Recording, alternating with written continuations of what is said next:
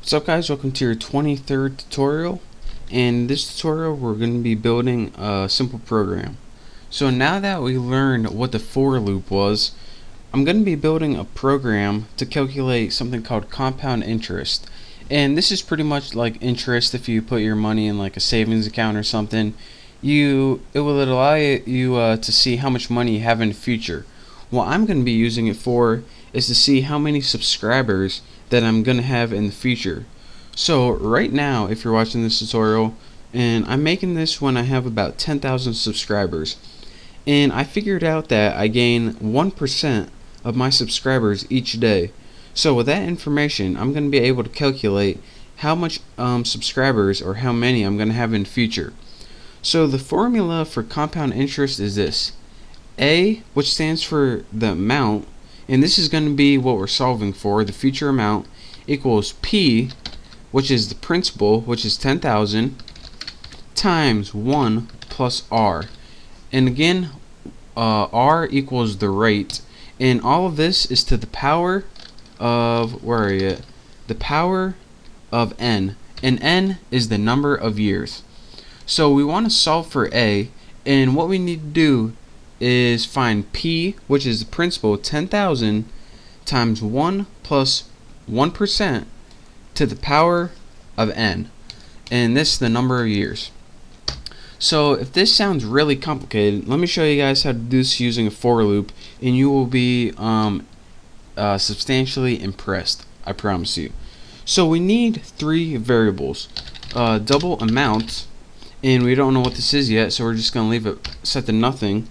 Double principal, and again, we're using double because we want to use decimal points. We can't use int because these aren't whole numbers. We need to use decimal points. So double principal, we know what this is, 10,000, since that's how many subscribers I have to begin with. And don't put the comma there. 10,000. So we have the amount, the principal, and I told you guys the last thing they need is the rate. So double rate equals 0.01, since I'm gaining subscribers at 1% a day. So now that we have the amount, which we're solving for, we have the principal, the value that I'm starting with, and the rate, 1% a day, we can go ahead and make a for loop to build this program. So go ahead, and all this for loop is going to do is say how long do you want to run it for. Well, let's go ahead, int day, we want to start with the first day, and we want to go to day 20. We can go to whatever we want, just put less than or equal to 20, and put day plus plus. And all this says is start on day 1, give me all the information from day 1 to day 20. That's all this does. Now let's get to the good stuff.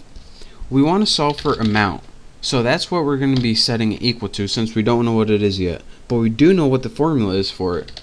It's principal, and make sure you type these right, principal, and again you need to times this by something to the power, and this calls for an outside method that's math.pow. Now again, you can see right here that it takes two arguments. The first argument's what's in the parentheses, and the second argument's the exponent. So again, let's go ahead and add those arguments right here. The first thing, what's in the parentheses, is 1 plus rate. And what do you want to give the exponent? Year. Or let's see what it was, day actually. So now we have 1 plus rate, which is amount equals principal, which is 10,000, times 1 plus 0.01 to the day, and that day is going to loop. So now all we have to do is print this out on the screen. System out print line, and let's go ahead and print year, actually day. Again, whenever you use like compound interest and stuff, you usually use year, but no one really uses day unless you're looking at YouTube subscribers, so that's why I keep typing year. Plus, and add a couple spaces, amount. There you go. So let's go ahead and run this, and I'll show you guys what it does. So now we have a list down here that says how many subscribers I'm going to have each day. So on the end of the first day, or after one day, I'm going to have 10,100 subscribers. That sounds about right. That's 1%. And as you can see, at the end of 10 days from now, I'm going to have 1,146 subscribers and a couple half subscribers here. And at the end of 20 days, I'm going to have over 12,000 subscribers. So that is how you can build a program to calculate something like investments or your mortgage payments or something like that. Again, let me show you guys how this works one last time, as I always do. We needed principles. We needed 3 variables because that's how many variables are in this formula. You need to figure out the amount, which we don't know yet, but we do know the principal, which is the starting point, and the rate.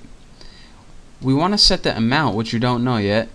It equals the principal times 1 plus the rate, which is 0.01, times the day. And this is where the for loop comes in handy, because this goes 1, 2, 3, 4 all the way to 20.